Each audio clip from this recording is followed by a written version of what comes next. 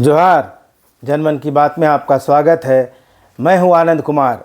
दोस्तों, कांग्रेस में खलबली मची है।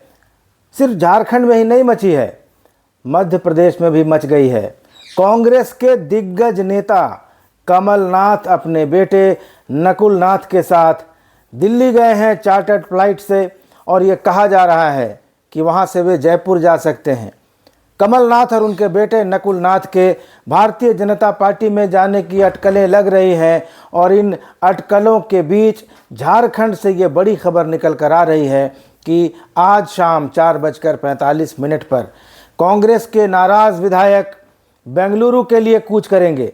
पहले इन विधायकों के जयपुर जाने की बात कही जा रही थी, लेकिन अभी जो मेरे पास खबर है उसके अनुसार ये विधायक जयपुर नहीं जाएंगे, बेंगलुरु जाएंगे। और जयपुर नहीं जाने के पीछे जो तर्क दिए जा रहे हैं कि जयपुर में भारतीय जनता पार्टी की सरकार है, और ऐसे में इन विधायकों के जयपुर जाने से तरह तरह की बातें होती, और झारखंड के ये विधायक नहीं चाहते कि इन्हें बागी का दर्जा मिले, बागी का खिताब मिले। और अभी तक ये अपने आला कमान पर भरोसा बनाए हैं, विश्वास बनाए हुए हैं, और इनको उम्मीद है कि आला कमान इनकी बातों पर गौर करेगा। लेकिन दोस्तों, कांग्रेस के बुरे दिन ऐसे ही नहीं आए हैं। कांग्रेस के सूत्र बता रहे हैं कि पार्टी के अंदर ही पॉलिटिक्स हो गई। जो विधायक नाराज हैं उनको ये कहा जा रहा था कि चंपई सोरेन के मंत्रिमंडल का विस्तार होगा तो उसमें नए चेहरों को जगह दी जाएगी। बहुत सारे नाम भी चर्चा में थे, दीपिका पांडे सिंह, भूषण बाड़ा, रामचंद्र सिंह, अंबा प्रसाद, अनूप सिंह, ऐसे ऐसे नामों की चर्चाएं चल रही थीं। लेकिन अंतिम समय में वही 3 नाम सामने आ गए जो हेमंत सोरेन सरकार में मंत्री थे। अब स्वाभाविक था कि इन विधायकों का पारा गर्म हो गया। इन्होंने सर्किट हाउस में आनन फानन में एक बैठक बुलाई, कमरा नंबर 107 में। कांग्रेस के 11 विधायक बैठे और पूर्णिमा नीरज सिंह इस बैठक में नहीं थी, लेकिन ये बताया गया कि पूर्णिमा नीरज सिंह का भी समर्थन इन विधायकों के साथ है। तो जो शामिल नहीं हुए उनमें 4 तो मंत्री बन चुके थे, और 5वें प्रदीप यादव हैं जो कांग्रेस विधायक दल के उपनेता हैं।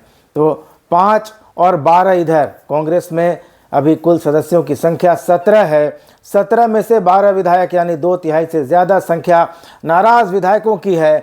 और अब कांग्रेस के जो आला कमान है उसने एक और नया पत्ता खेल दिया है। बागी विधायकों ने चिट्ठी देकर कहा था कि इन 4 को पद से हटाया जाए, मंत्री पद से, अन्यथा वे विधानसभा के आने वाले बजट सत्र का जो 23 फरवरी से शुरू हो रहा है उसका बहिष्कार कर देंगे। तो अब ऐसी सूचना मिल रही है कि इन विधायकों को कहा गया है कि आप ही नाम फाइनल करके बता दें नेतृत्व को, तब उन पर विचार किया जाएगा। तो एक तरह से सियासत खेल दी आला कमान ने अपने विधायकों के साथ, क्योंकि हर विधायक की इच्छा है कहीं ना कहीं कि वो मंत्री बने, और ऐसे में विधायकों को 4 नामों पर एकमत करना संभव कितना हो पाएगा ये आला कमान भी जानता है। और इसलिए आला कमान ने पत्ता विधायकों के सामने फेंक दिया है कि आप ही लोग तय करके 4 नाम दे दीजिए, उन पर पार्टी आला कमान विचार करेगा। और ये जो 3 मंत्रियों ने शपथ ली है ये कोई फाइनल नहीं है, इसमें फेरबदल किया जा सकता है।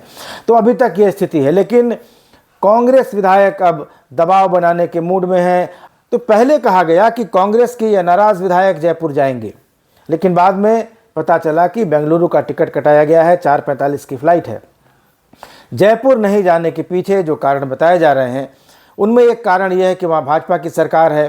तो सीधे तौर पर यह लगता कि कांग्रेस के विधायक अब भाजपा की गोद में जाकर बैठने वाले हैं, जैसा कमलनाथ और उनके बेटे नकुलनाथ के बारे में कहा जा रहा है। और दूसरा एक डर ये भी रहा होगा कि कहीं जयपुर जाने के बाद इन विधायकों की धरपकड़ न शुरू हो जाए, इसलिए इन विधायकों ने सेफ गेम खेला। बेंगलुरु जाएंगे जहाँ कांग्रेस की सरकार है, और वहाँ फिर अपनी मांगे मनवाने के लिए आला कमान पर दबाव बनाएंगे।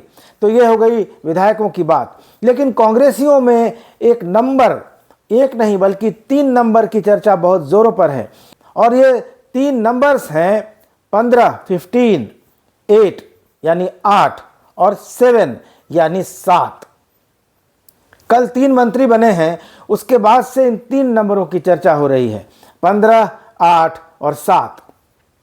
अब ये नंबर सीट नंबर है, मोबाइल नंबर का पहला नंबर है, कोई कूपन नंबर, कोई टोकन नंबर है, क्या है, कोई रिचार्ज कूपन का नंबर है, मुझे नहीं मालूम है। लेकिन कांग्रेसियों में इस बात की बहुत चर्चा हो रही है कि अंतिम समय में जिस तरह से विधायकों को आश्वासन देने के बाद कि नए चेहरों को जगह दी जाएगी, आखिरकार पुराने मंत्रियों को रिपीट कर दिया गया। तो इन 3 नंबरों को लेकर लोग बहुत चर्चा कर रहे हैं, 15, 8 और 7। बहरहाल इन 3 नंबरों का क्या रहस्य है, कांग्रेसी अच्छी तरह बता पाएंगे। मैंने जानने की कोशिश की, थोड़ी बहुत जानकारी मिली है, लेकिन ये सूचनाएं अपुष्ट हैं, कोई इनकी पुष्टि नहीं करेगा। ऐसी खबरों की कोई पुष्टि करता भी नहीं है, ना कोई सामने आकर बोलना चाहता है, इसलिए इस बारे में ज़्यादा विस्तार से बताना उचित नहीं है। लेकिन कांग्रेसियों के बीच 15, 8 और 7 की ज़बरदस्त चर्चा हो रही है और कहा जा रहा है कि ये खेल अंतिम समय में इन नंबरों के बदौलत ही खेला गया था।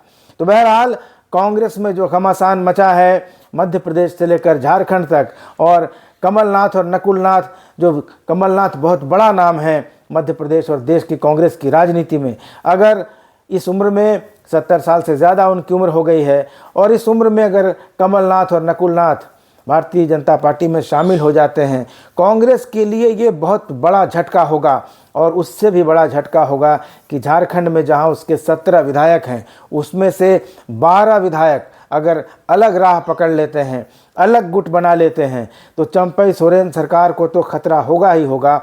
अपनी करनी से, अपनी गलती से और अपने विधायकों को विश्वास में नहीं लेने के कारण कांग्रेस की जो फजीहत हो रही है, कांग्रेस की जो दुर्गति होगी, इसकी जवाबदेह भी खुद कांग्रेस ही होगी। क्योंकि राहुल गांधी यहाँ यात्रा पर आए थे, प्रदेश के प्रभारी गुलाम अहमद मीर यहाँ लगातार उस दौरान जमे हुए थे, और यही नहीं, चंपई सोरेन सरकार का शपथ ग्रहण का जो कार्यक्रम था, जो मंत्रिमंडल विस्तार का, जो 8 फरवरी को होना था, उसको टाला भी गया था।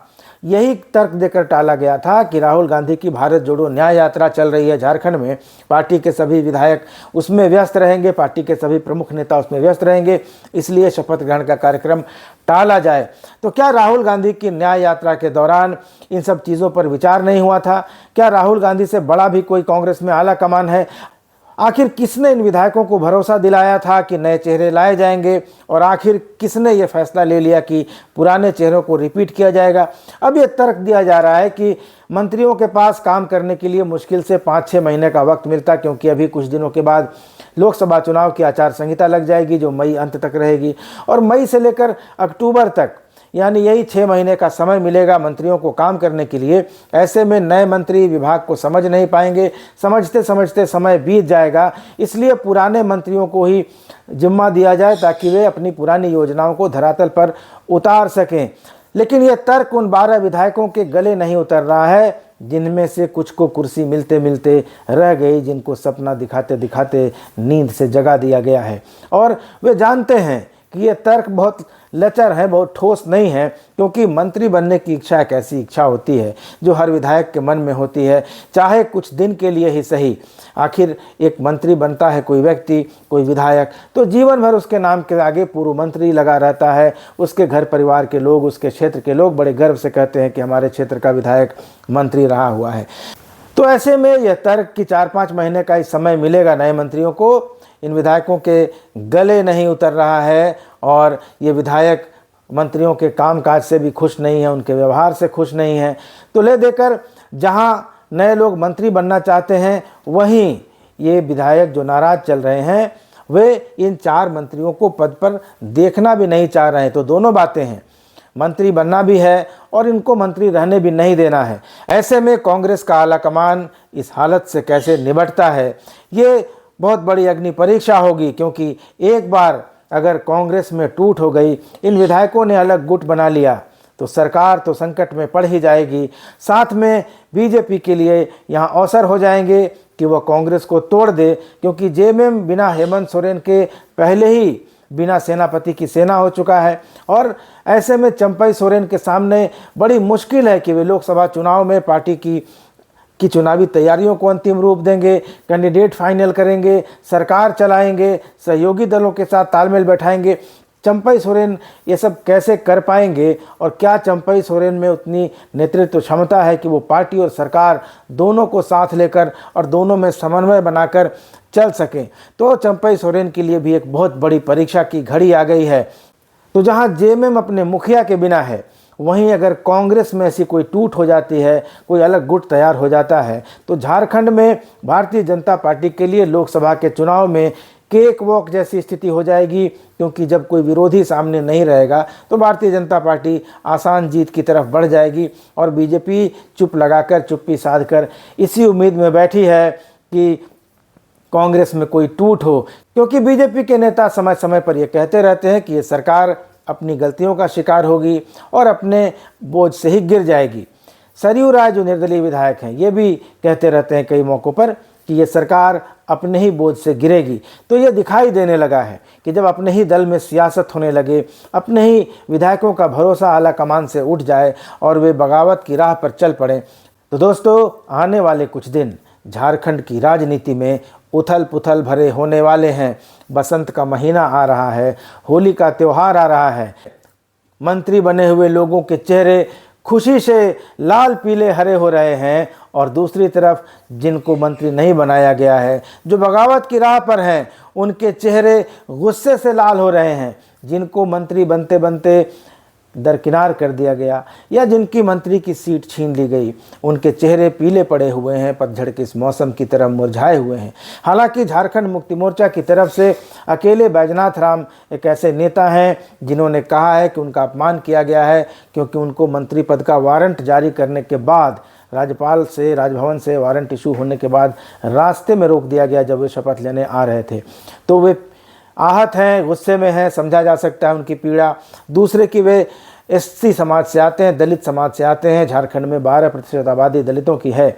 ऐसे में बैजनाथ राम इस मुद्दे को दलित अस्मिता से जोड़ रहे हैं, और साथ ही बीजेपी और आजसू के नेता इस मुद्दे को भुनाने में कोई कसर बाकी नहीं छोड़ रहे हैं।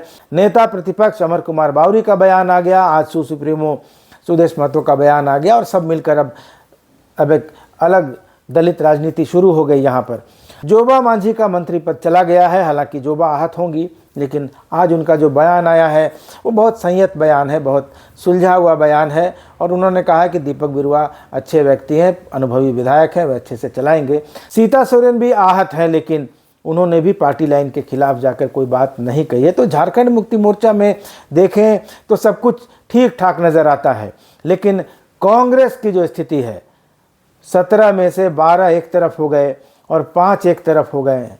अब ये बड़ा विकट समय है कांग्रेस के लिए, चंपई सोरेन के लिए भी, क्योंकि सरकार तो आखिर उन्हीं को चलानी है। और अगर ऐसे में कांग्रेस के विधायक अगर कोई अलग गुट बना लेते हैं, सरकार के खिलाफ हो जाते हैं, तो उनकी सरकार जा भी सकती है। तो दोस्तों, ये अगले कुछ घंटे कुछ दिन बेहद दिलचस्प होंगे। क्राइसिस मैनेजमेंट शुरू हो गया है कांग्रेस की तरफ से, सरकार की तरफ से, जेएमएम की तरफ से भी इन नाराज़ विधायकों से बात करने की कोशिश की जा रही है। कांग्रेस का आला कमान भी ज़रूर ये चाहता होगा, लेकिन कांग्रेस आला कमान के सामने कमलनाथ अभी बड़ा मुद्दा है, क्योंकि कमलनाथ के जाने से राष्ट्रीय स्तर पर कांग्रेस की जो छवि बनेगी और जो किरकिरी होगी, उससे निपटना भारी पड़ेगा। और साथ में अगर ये 12 विधायक झारखंड के अगर अलग हो जाते हैं, अलग गुट बना लेते हैं, तो कांग्रेस के सामने लोकसभा चुनाव के पहले ये बहुत दुविधा की स्थिति हो जाएगी। और विपक्षी एकता की कवायद तो दूर, कांग्रेस के लिए अब अपना घर बचाना भी मुश्किल होता जा रहा है, ऐसा दिखने लगा है। तो दोस्तों, आप इस बारे में क्या सोचते हैं? अपनी प्रतिक्रिया ज़रूर दीजिएगा। चैनल को सब्सक्राइब कर लीजिएगा। अगले वीडियो में मिलेंगे, तब तक इजाज़त दीजिए। धन्यवाद, नमस्कार।